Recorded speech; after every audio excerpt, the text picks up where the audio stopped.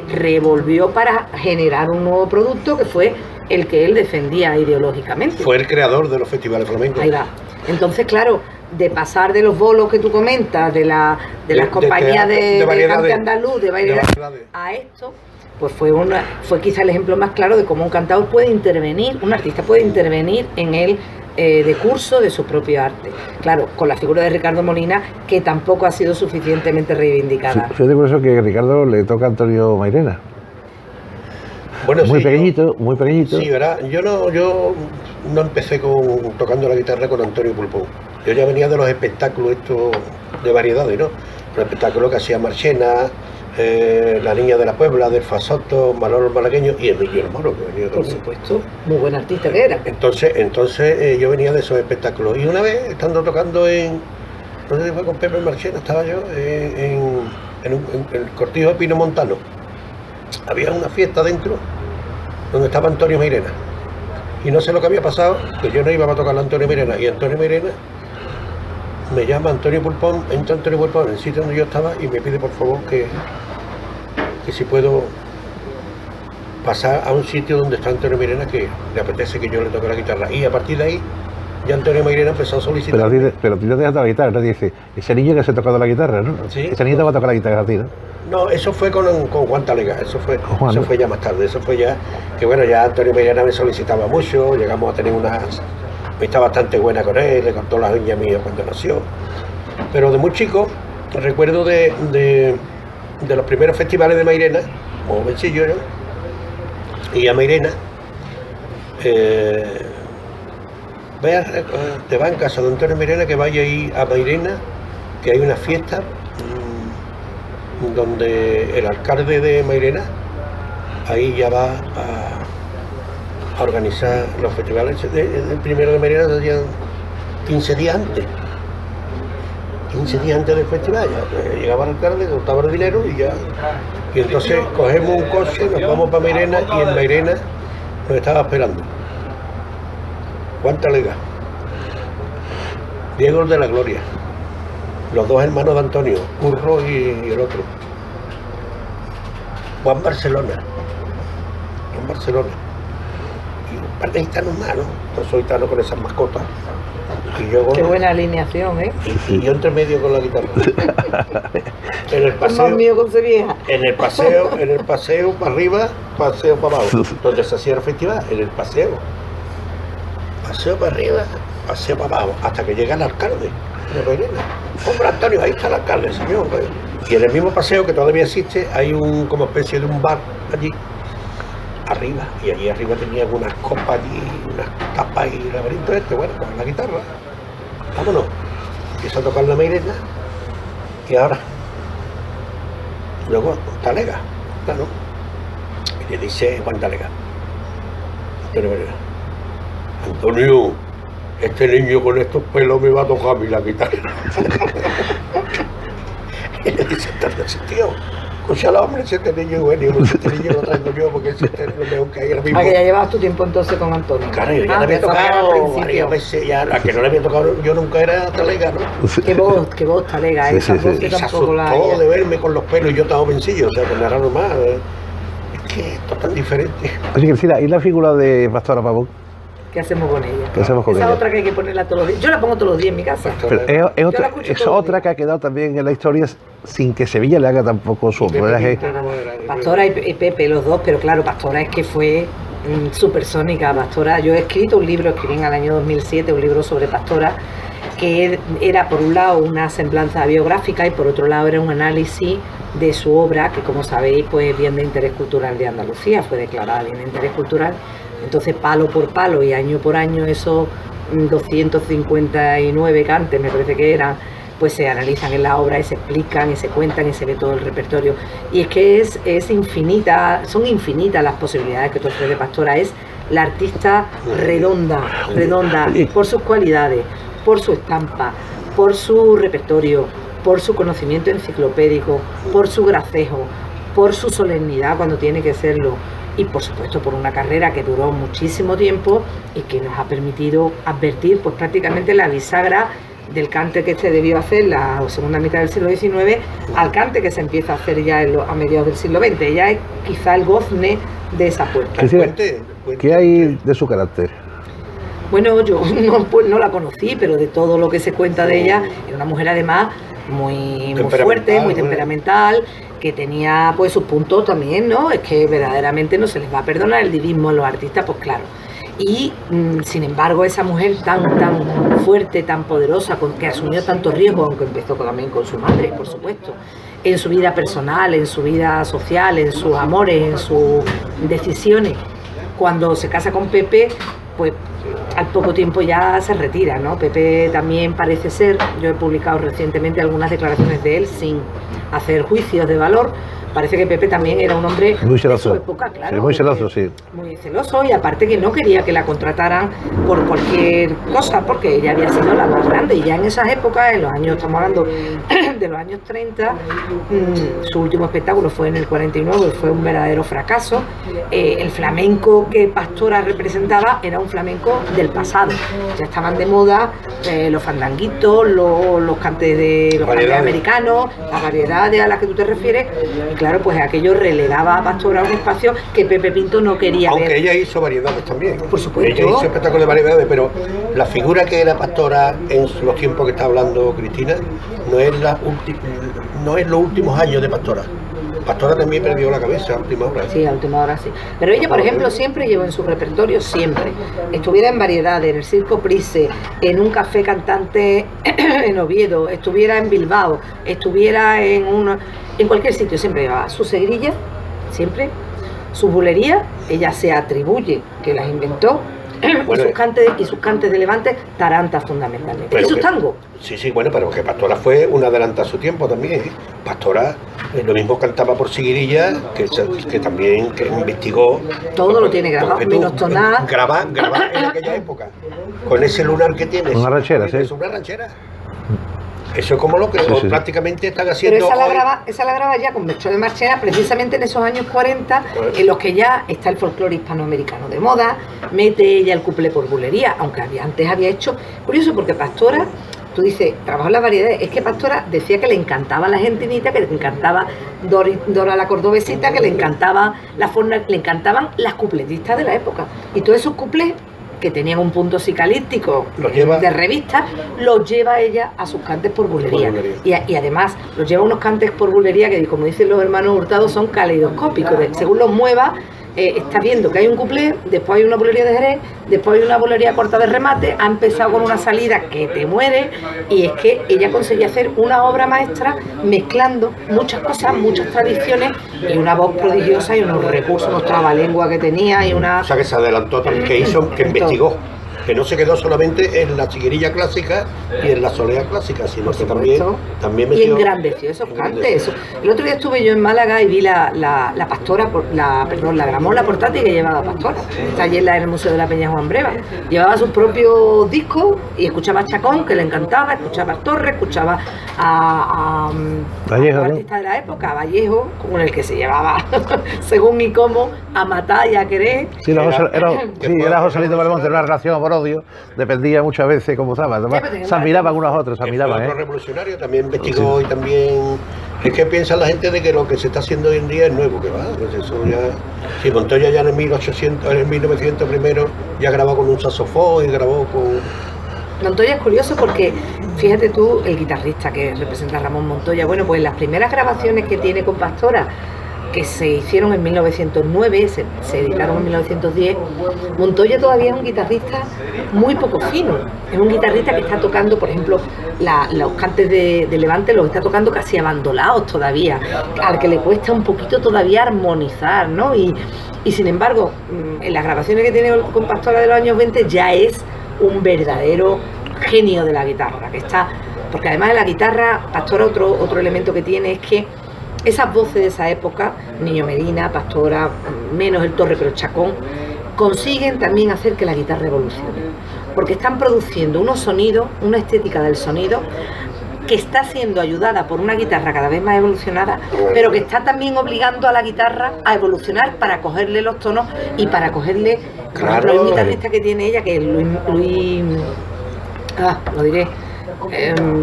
Maravilla. No. Borrur.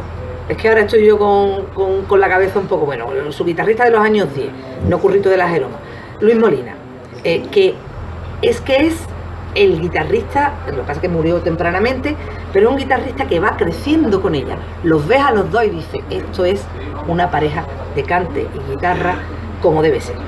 Cristina, don Manuel Juárez. Don Manuel Juárez Caracol. ¿Qué hacemos con él también? Eso, me refiero porque sí, hemos hecho el análisis desde el flamenco, pero me gusta también la expresión tuya como persona muy formada y sobre todo dedicada al mundo del flamenco por investigación. ¿Qué rompe Caracol en su época? Pues don Manuel Ortega Juárez, por cierto, rompe la estética del cantador del momento. La primera época de Caracol no tiene que ver nada con la primera época, con la época muy... Sí, de la zambra ya. Con la época de la zambra. No. Claro, pero la primera época todavía está reproduciendo lo que conoce del pasado, de sus ancestros, de su familia, de tal. Clásico, ¿no? Y de pronto encuentra un mercado, abre un mercado nuevo, que es el mercado de la zambra, que es un mercado escénico fundamentalmente. Orquestado, bailado por una Lola Flores. Interpretado.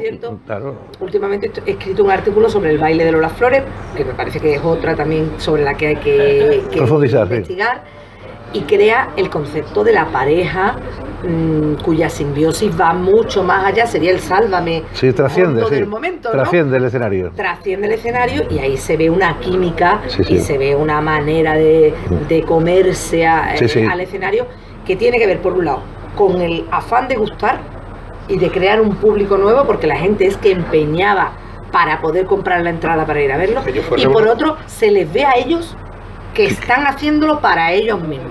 O sea, es una conjunción maravillosa, aunque terminara como terminó, ¿no? Y una revolución en el arte. Hombre, una España que estaba recién terminada la guerra civil, en la que estaba estableciéndose un nuevo concepto de las relaciones entre hombres y mujeres, muy tradicionalista, muy conservador, muy vinculado al pecado, que estas figuras tuvieran esta relación amorosa, salvaje, casi sexual, no se ve ahí en el escenario, pues era una cosa que rompía con los preceptos del momento y que demostraba, como dice un investigador, que no todo el flamenco se lo había llevado el taconeo vencedor.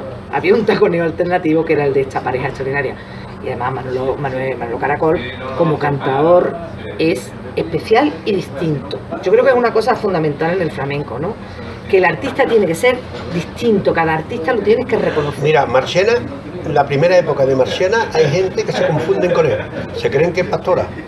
Todavía Marchena no había tenido la suerte de colocar los 4 muleros ni nada de eso, que es cuando empieza a generar verdaderamente dinero, ¿no? Y entonces ya olvida ya la soleares y olvida, no es que la olvidara, la seguía cantando, pero no en el escenario. Porque yo recuerdo de meterme en el camerino con él, porque yo me iba muy temprano al teatro y me llamaba, a usted, favor, a todo el mundo lo hablaba de usted siempre. ¿Cómo usted la guitarra?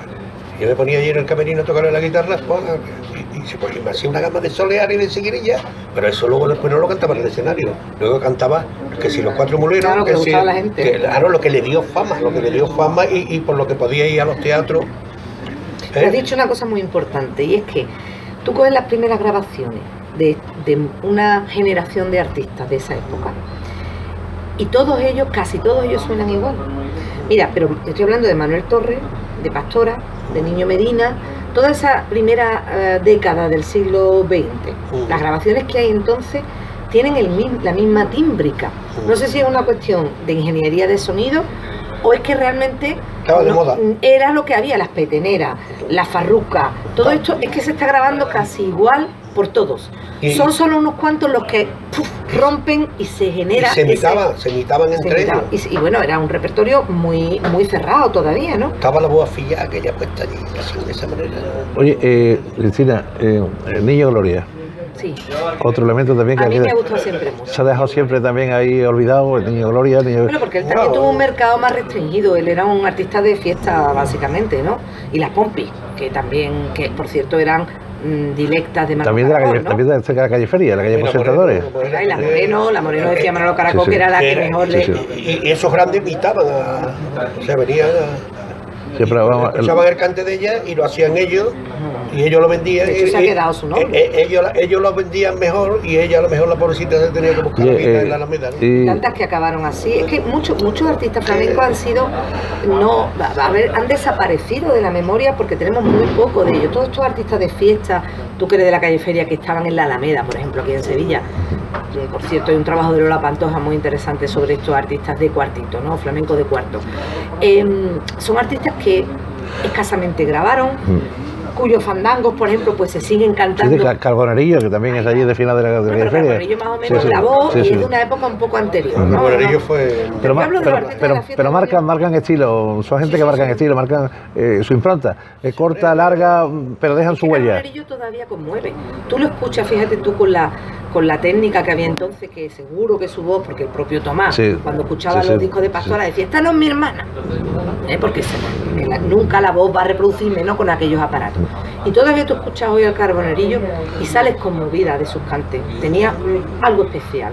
Una pura pena cantando, era todo era... Oye, bueno, y voy a decir una cosa, no hemos hablado de Camarón de la Isla, que es quizá el más contemporáneo. Que para mi generación ha sido la llave de entrada al flamenco y a poder después entrar a buscar a todos estos, porque una persona de 18 años, de 14, de 15, 16 años, no entra a escuchar, menos mis hijas, que las pobres están escuchando a Pastora siempre desde que son chicas, pero no entra a escuchar a Pastora ni a los Peños de Primero, entra a escuchar a Camarón, o entra a escuchar a Ketama, o entra a escuchar estas cosas. Yo escucho a Camarón, lo escucho en la isla, en la isla de San Fernando.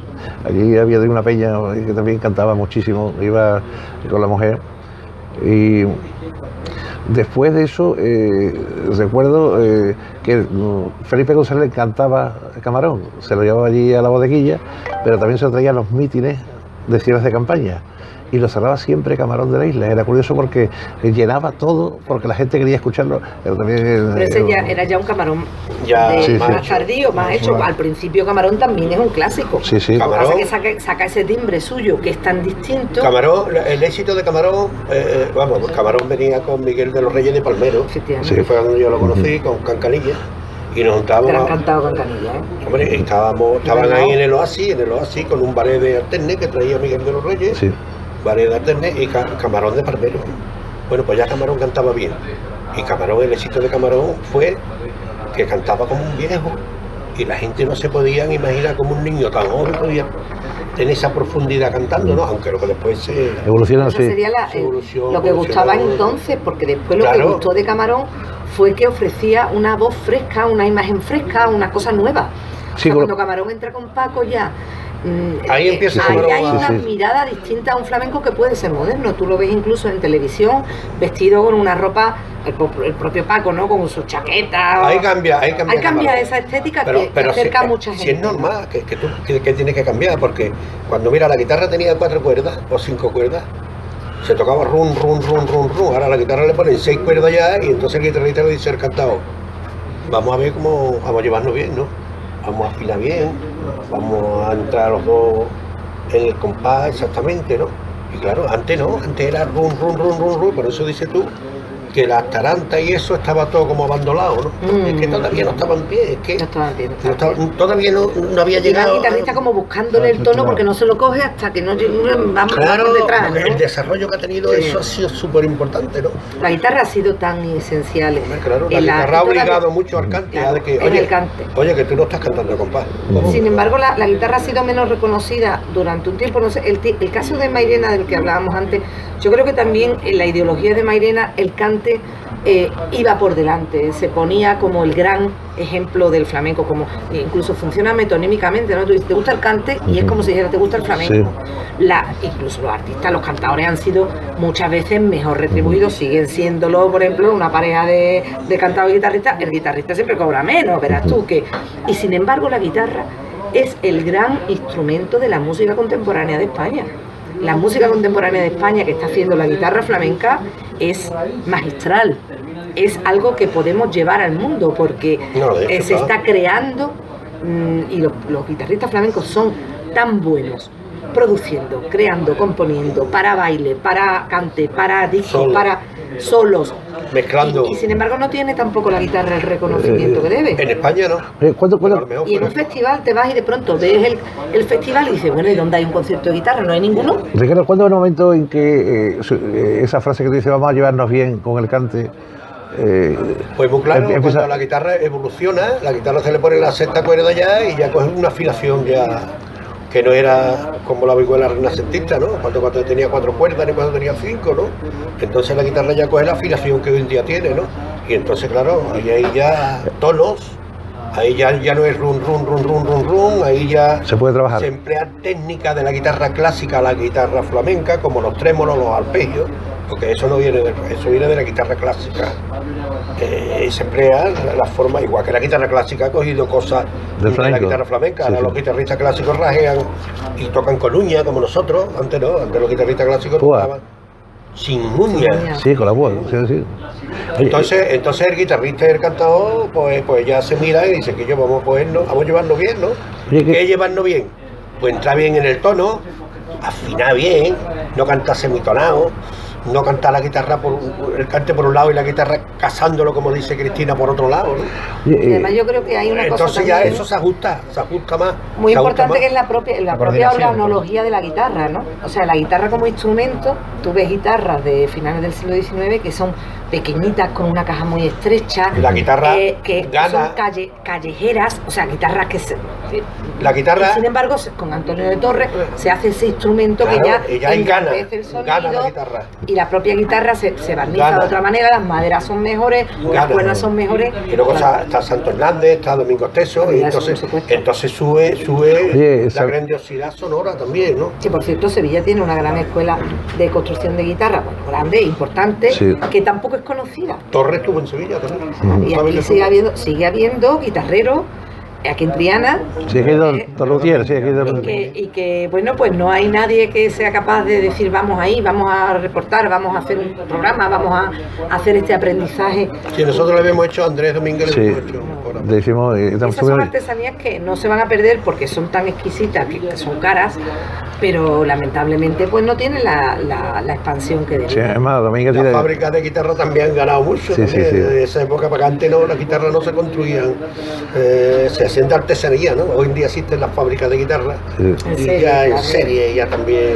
Pero vamos, una guitarra de artesanía siempre va a ser. Ricardo, en lo que te toca a ti, Sabica, Melchor, Niño Ricardo. Manolo de Huelva, habla de Manolo de Huelva. Manolo de Huelva. Vamos a ver, la guitarra para mí no es una competencia de ni el cante tampoco. Yo soy aficionado, no soy partidista, nunca lo he sido, ¿no? Porque a mí, ¿por qué no me va a gustar Marchena y me va a gustar Caracol y me va a gustar Mairena? ¿Por qué no? Me van a gustar los tres, me gustará cada uno en su concepto, ¿no? Ahora yo lo que yo no soy aficionado a me gusta Mairena y ya no me gusta más nadie, la verdad.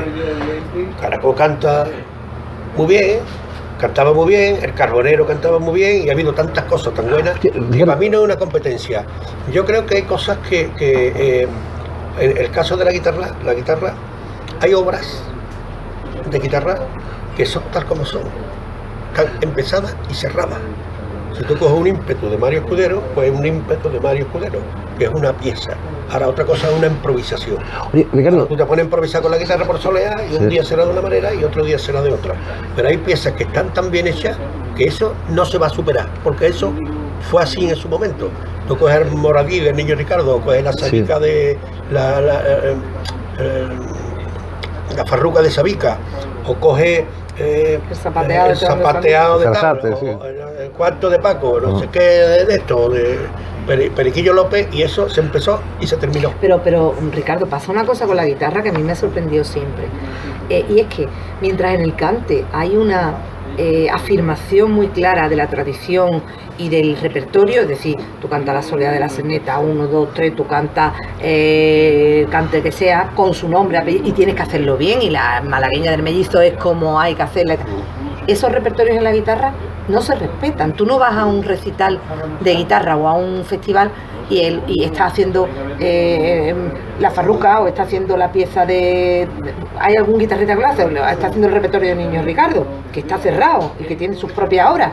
¿Por qué pasa eso? Porque el repertorio de Niño Ricardo lo hacía Niño Ricardo. A Beethoven se lo... Bueno, ahora, y el de Beethoven lo hacía Beethoven, y a Beethoven se le sigue tocando y se siguen tocando sus obras. Y sin embargo, en la guitarra de creación a la que tú te refieres, no hay tampoco, no ves tú que se diga, voy a hacer hoy la suite, como haría la suite de tal músico clásico, pues hago el repertorio del guitarrista clásico que fue Niño Ricardo, que vaya si tiene, y Sabicas, que vaya si tiene, o Paco, por decir otro, que vaya si tiene, por creaciones. Porque se presta más a la improvisación la guitarra, y al estado anímico también. La guitarra es, siendo lo mismo, siendo flamenco el baile, el cante y la guitarra, son tres apartados totalmente diferentes. Y el duende, para mí la guitarra es el que lo conecta todo. La guitarra es la que lo conecta. Sí, pero siendo lo mismo el baile, el cante y la guitarra, son totalmente opuestos, diferentes. Oye, que entre ellos se llevan bien.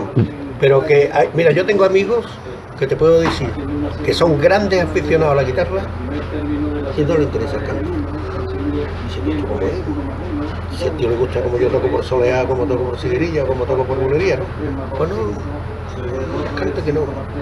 Y sin embargo hay grandes cantadores que han sido guitarristas y que a los que les ha gustado la guitarra y que han utilizado la guarra para su propio canto. Ha habido de todo. Ha habido hasta grandes cantadores, ha habido hasta grandes cantadores que no tenían ni puñetera de guitarra.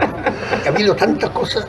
No, pero a mí me gusta, por ejemplo, ve a Camarón con su guitarra, el Lebrijano con su guitarra, el Pele con su guitarra. Todo eso. Entonces, yo creo que es que la guitarra también le ha ayudado a seguir Naranjito con su guitarra. Es que Naranjito hasta las construía. Claro que sí. Pero a Marciana le iba a hablar tú de guitarra. Ricardo, ¿sabes lo que dice Marciana? Dice, mira, después de haberme tocado a Montoya, ya que me va a tocar. Que me toque el que sea. Oye, Ricardo. O sea, que ha habido tanto de todo. Como una bailadora. Una bailadora le va a hablar tú de guitarra, será muy poca la que te diga, no, aquí cuando eso me da un sol me da un re. Es muy poca que te pueda decir eso. Habrá. Sí, pero pocas instruidas. Pero pocas. Ricardo, son capaces de profundizar la guitarra. Perdón un momentito que te voy a reconocerte un poco. Llevamos ya casi 1 hora y 10 minutos, ¿eh? Parece que son 2 minutos. Cristina tiene... Yo tengo unos cuantos programas. Claro que sí, es que tiene una obra muy extensa y vamos a hablar de personajes en singular, porque vamos a hablar libro por libro, porque es muy interesante que le cuente. Debería de regalarle el último eso que pusiste allí en la universidad, hombre, que ya está, es un documento que tienen que verlo los aficionados. El de la Juana la Macarrona bailando, eso no lo ha visto nadie. Bueno, es una pieza muy pequeñita, pero claro, se advierte la forma de bailar. Y fíjate que era muy moderna, o sea, ese baile se sigue haciendo así. ¿DVD? No, es una grabación que está... que está en blanco y negro, pero que está ahí igual en la Macarrona, que nunca la había visto. De año 17 y que está custodiada en la Biblioteca Pública de Nueva York, en un fondo específico. La grabó Massin cuando vino a Sevilla en el periodo de entreguerra. Viene a Sevilla con Diaghilev, con los ballets rusos, y se interesa por el flamenco. Y traía una cámara y grabó esas pequeñas escenas que se atribuyen a la Macarrona. El rostro se ve regular, a las 2 macarronas, pero están así registradas en la biblioteca. Entonces yo estoy trabajando ahora temas de cine mudo y flamenco, y hay tantísima producción de finales del siglo XIX y principios del siglo XX, son joyas, casi desconocidas, y que nos están contando un flamenco mucho más misceláneo, un flamenco en el que está lo bolero, pero está lo flamenco, en el que la zambra gitana está haciendo de pronto una cachucha, está haciendo de pronto unos tangos, está haciendo de pronto una sevillana. Están las artistas que estaban en París haciendo unas mejor y otras peor, tango, fandango. Hay un repertorio de producciones fílmicas maravilloso que habría que enseñar. Sí, Ricardo, ya para finalizar, porque después ya vamos haciendo para otros días, porque es muy interesante leer, porque son documentos sonoros y audiovisuales. Hay mucha gente que lee poco, pero sí lo ve todo. O sea, hoy el mundo está en el móvil, desgraciadamente, y van buscando cosas que le cuente la gente, que es verdad, tienen historia. Ricardo, ¿qué momento hay es cuando de hacerle run al tocador, a ese hablar de tú a tú, al guitarrista, al cantador, y el cantador espera que su guitarrista le dé la entrada? Hombre, pues eso está ahí reflejado en las grabaciones antiguas. Incluso tú, por ejemplo, escuchas una grabación a finales del 1800 con este de Triana, hombre, los discos esos de cilindro, y tú sabes que es un sevillano. ¿Cómo se llama? Cagancho, tú sabes que es una siguirilla o una soleá, pero te das cuenta de que todavía no está, eso no ha llegado todavía a la perfección, ¿no? Pero se saca como un documento que es, pero claro, como la guitarra va evolucionando y el cante también va evolucionando, pero yo tú como, se va conjuntando, ¿no? Tú como profesional del toque de la guitarra, que has tenido la suerte de tocarle a muchísima gente, de la primera figura hasta gente que no ha llegado a nada, pero que han sido figuras muy cercanas o muy domésticas, ¿no? ¿Cuándo es el momento cuando tú le tocas a un guitarrista, el guitarrista te escucha? O sea, el cantador te escucha, es decir, espera, no tiene prisa, no es como el buen torero, como ese Morante que es capaz de esperar al toro tranquilo, sin prisa, que le llegue, sin adelantar capot, sin sacarlo justo en ese momento, es decir, que te espere, ¿no? Sí, bueno, en el cante te puede encontrar de todo. Gente con más sensibilidad, que le gusta escuchar la guitarra. Digo entre los que tú le has tocado, Ricardo, prefiero entre los que tú le has tocado. Yo tengo la suerte que le ha gustado, que le han tocado, le ha gustado el toque. Le ha gustado lo que yo le estoy eso, haciendo. Y entonces también depende mucho del guitarrista. El guitarrista, una de las bases más importantes que tiene que tener para acompañar bien el cante es si es aficionado al cante. Si tú no eres aficionado al cante, cada cantado tiene un tratamiento diferente. Tú no le puedes tocar a Camarón igual que a Antonio Meirena, y Antonio Meirena igual que a Fosforito. Siendo, por ejemplo, un estilo, vamos a hablar de soleá. Cada uno se la lleva a un terreno diferente, ¿no? Entonces lo que se trata es de invitarlo a que cante. Hay guitarristas, hay cantadores que no les gustan que tú le hagas muchas días blues, ¿no? Porque se encuentran que no. Lo rompen, ¿no? Que eso a él no le hace tibín. Entonces no te gusta? No los conduce bien. Bueno, hay cantadores también más musicales, sentido que le gusta más, entonces la guitarra acompaña mejor, hay guitarristas más secos, o sea, cantadores más secos. Y que le gusta su guitarra, Pero esto lo que nos está contando es lo que tú has dicho antes, que el flamenco es plural, sí. Que el flamenco es de una diversidad tal que puedes estar en distintos espacios completamente contrapuestos y estás dentro del mismo género flamenco. Es una música, es un sistema musical extraordinario. Al cante. Pues además, de hecho, en la historia de la guitarra se ha dado eso en infinidad de guitarristas, ¿no? Entonces Paco de Lucía era un gran aficionado al cante. Sí, decía que se había escondido detrás de la guitarra porque le daba vergüenza, ¿no? Cantar. Tú coges a Serranito y de lo mismo, pero los Serranucos de lo mismo, echando los dientes con los cantadores, ¿no?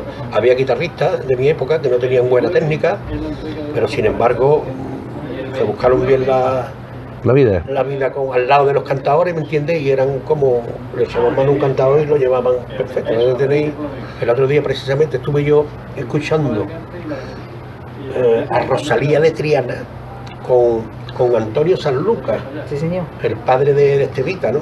Que el pobrecito a última hora se quedaba dormido tocando, ¿no? Bueno, muy viejecito, la grabación, grabación esa que está de rito y geografía del cante, pero lo de Rosalía le toca bien, lo bonito que le toca, ¿no? Cómo se lo lleva por bulería, por soleá, cómo se lo lleva al sitio, como sin molestarla, y eso es experiencia en el cante, ¿no? O sea que tú no puedes coger cualquier cantado y cerrar los ojos y tirar ya, ¿no? El guitarrista flamenco nunca puede ser mecánico. No, a ver, la técnica y el arte van de la mano. Lo que no se puede convertir todo en una mala tabla de gimnasia, ¿no?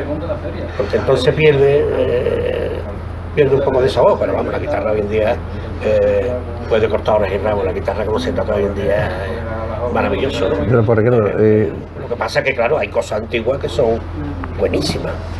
Y cosas antiguas que no sé, todo lo antiguo no tiene por qué ser bueno, ¿verdad? No, ni todo lo nuevo malo. Pues decía Ricardo, y que lo que hemos hecho hoy es un prólogo de las posibles tertulias que vayamos a tener. Vamos a usar de Cristina. Porque ¿te ha gustado, no? Porque entonces, ¿quieres que venga para...?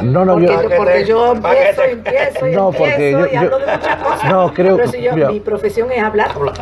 Cristina, no, primero porque No se trata de hablar, se trata de ser docente con lo que se habla, ¿no? Y esa experiencia universitaria es una vocación que transmites y que llega.